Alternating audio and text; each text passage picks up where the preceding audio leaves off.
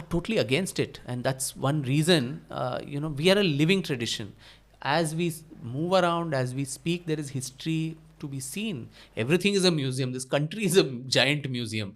It's not a fossilized piece you're going to go to a museum and then see and say, "Arey wah, kya baat hai."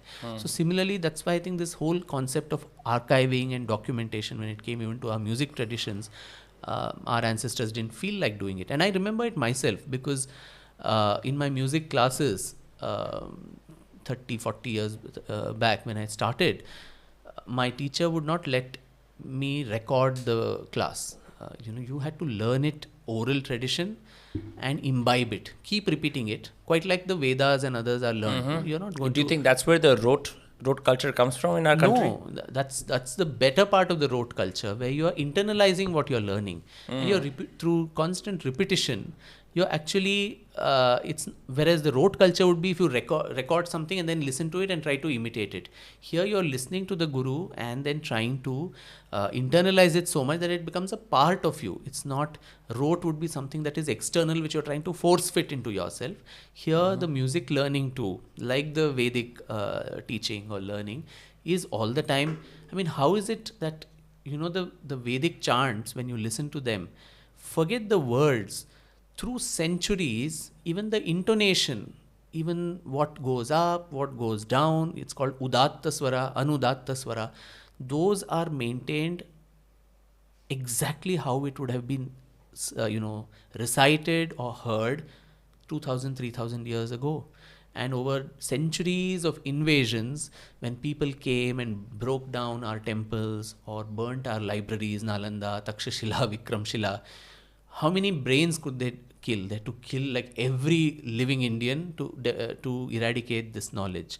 The library was here, the archive was here, where they had learnt not only the words but also the tone, the intonation of chanting. So when I hear a Vedic chant, for me the religious part is one, and this thing, the archival beauty of that. As an archivist and a historian, I have goosebumps even as I speak this, that this is something that has survived so many centuries of every attempt to obliterate it. Isn't that just so fascinating that as I said, even the highs and lows, and how did our ancestors devise this mechanism to transmit knowledge in ones and zeros when there were no hard disks? What is this computer technology? Today we're talking about it, but how did these people transmit not just the text but also the tone? So similarly, I think that's why they would always frown upon, don't record, don't this thing, make it a part of your existence, then it'll never go, and then you teach it in an oral Guru Shishya tradition. And so Gurukuls become so big on apprenticeship culture here. Yes, Gurukul system was so, and all these have been broken. We spoke about temple economy, which created a commercial angle. And then similarly, the Gurukul system, where this oral transmission from teacher to taught over generations happened, even that is gone. And we follow blindly the Western model of just memorizing, mugging up boring dates of history, or mathematical multiplication tables and all that, whereas these people are able to chant verses and verses and verses without any problem.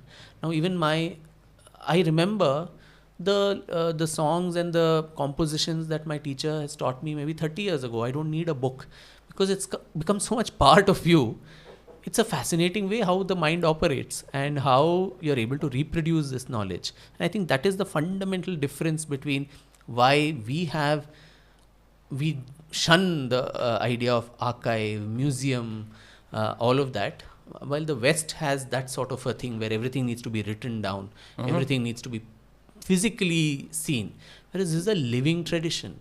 So, but then in today's world, you also need to see these things, right, and document it. Yeah, I wouldn't know if I met like the successors of. Do you want more water?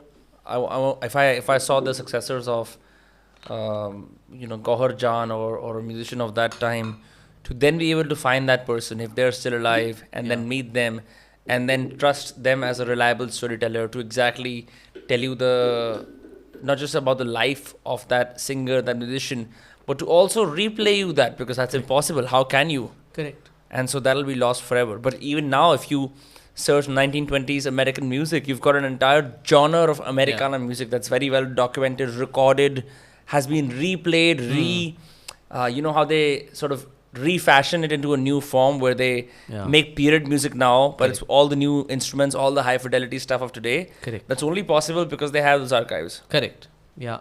True. So yeah, I mean, whether it's and I think that's one reason why only when you internalized it so much, maybe it was must have been tough for her, but she at least managed to make this 3-minute capsule. I mean, so much a part of you, just to give a little part of that to the listener, maybe is much more simpler than if it is something very external to you. So because but the flip side for a modern historian who's looking into these things of the past is none of these people ever wrote or documented their experiences. How I wish Gauhar Jan had a diary, or some of these other women had diaries where they said what were the challenges they faced as a musician, as an artist. They're the self-effacing world, and that's our problem even with history writing somewhere, philosophically speaking, where we are so self-effacing, where we say the individual is ephemeral. We're all going to die. We'll go into that Manikarnika Ghat in Varanasi one day. So what is all this? Why is my life story so important? The knowledge I create is important, much more important. So they may be, so Narayan Bhatt and all these people who resurrected the Kashi Vishwanath Mandir, you will have their volumes and treatises about some esoteric concepts. But who is Narayan Bhatt? Where was he born? What was his challenges in life? Who were his parents? Who were his children? Did he have a happy marriage? None of that we would know. Whereas the West would be the opposite. Yeah, if you go to Vienna, you'll go to Diary of Anne Frank, Marcus Aurelius. Yeah, all people's intimate thoughts. Correct. And you'll go to all the Bach, Beethoven, Mozart, their houses. You listen to, all their challenges. They would have documented everything because they felt they were as important, or probably more important than the art and the knowledge they created. Whereas in our Eastern philosophy, maybe Indic philosophy, it's the other way around. We embrace the idea, not the individual. The knowledge. So the music that she created was so important. The book that Narayan Bhatt wrote or some other scholar wrote was more important. But who was Gauhar Jan? Who was Narayan Bhatt? Who was the other people? They said, no, it's not important. How can we be very kind and make future historians' lives easy? Obviously, now we've got so much digital media. Like, I only wonder when my great successors will see it. They will probably laugh at because every little fart of an idea has been documented in perpetuity. But just as a thought experiment, how could we be kinder to future historians? No, I think future historians have a glorious time because today we are documenting, may not be in a diary, but all of us are documenting our daily lives on social media. What we ate, where we went, what are we seeing, which toothbrush we are using, everything we put it up on some Insta story, Insta reel and TikTok and something else. Oh, it's banned in India. So all these other things. So maybe these will become research material 100 years from now. So if someone in 21-24 is writing about the pandemic time and how did the world live through COVID-19, we are all the history the subjects of research then. So our Insta accounts, if they're still there, or some digital copies lying in some ones and zeros somewhere, they'll become the research fodder for those historians who are going to.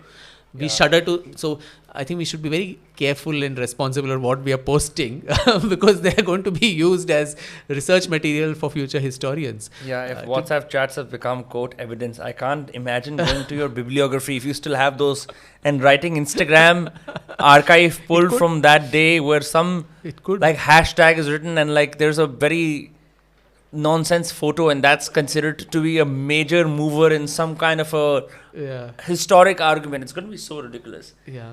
But it's a good thought to think of that 100 years from now, what would be the sources for a historian who's documenting this era of the era we are living in. Who's probably not even born yet. Yes. So we are thinking about his or her problems already. But he's not going to have a problem that someone like I have resurrecting the 18th century or 17th century, because those people didn't leave behind. And one of the reasons is this, and that somewhere explains to me why it's not such a bad thing that we don't have a national sound archive. We feel that angst. I used to feel that angst. There's a cultural component there, a deep, it's embedded in our psyche, that it's probably very, very different. It's a different worldview. The way we look at the world, the Indic view, I think, is very different from the Western. While it is important to preserve, while it's important to document for posterity, that's not all. So even when one goes to a dance, Indian classical dance, or a music performance, the art is actually celebrating the destruction of it. You're creating a palace of music, you're creating this fantastic drama with all your bodily actions and all that. But if you never wanted it to be documented and preserved and for posterity, you just live in the moment. You see that, you appreciate, oh, what a great performance, and then it dies. The palace, as it's building, by the end of the concert, the entire palace just crumbles down, and the person is going to walk out with memories. And so that's why our history has survived through anecdotal memories. So I will then tell, in 1942, I heard Ustad so-and-so sing, Pandit so-and-so sing, and that was such a beautiful rag, Bhairavi, that he sang, and I'll add some embellishments to it, and that will get further, embellished. And that's how we are a nation of storytellers. And then my attitudes will become the attitudes of the day. Yeah, no, and we are a nation of storytellers. We add a lot of flourish to everything. How did our epics, the Ramayana, Mahabharata, every part of India adding its own story to it? Ram came here also. This is Sita's Rasoi. This is where his the imprints of Rama's feet are there. All kinds of things. There's one major story or concept of Sri Ram and Sita, but every part of India then added on to that, and then they made more and more additions, and so there is one core idea. And then through anecdotal memories, these get embellished, improvised, and we keep building over the core, and it starts assuming bigger reference points. And I think that's how knowledge transmission in this country, knowledge generation, knowledge transmission, maybe that's the modus in India. Well, I hope after this conversation, when people listen to the Archive of Indian Music, they certainly will be forced to think about the transmission, because you have documented it. It's not like it's in your head or anyone else's head, or some of it is lying still in Chandni Chowk and many other chor bazaars, but most of it is there. How can people access it specifically? Do they go on SoundCloud and search Archive of Indian Music? Yeah. Just search that? Just search that, and it's free of cost, sitting in the confines of your homes. This is the property of everybody, every Indian man, woman, child who's listening to this. It's your ancestors' voices. So you have a right over it, and that's why it's freely accessible to everybody. Amazing. Once again, thank you for your time, a second time, and it was a pleasure to speak with you. Thank you, Vinamra. Great pleasure. Thank you.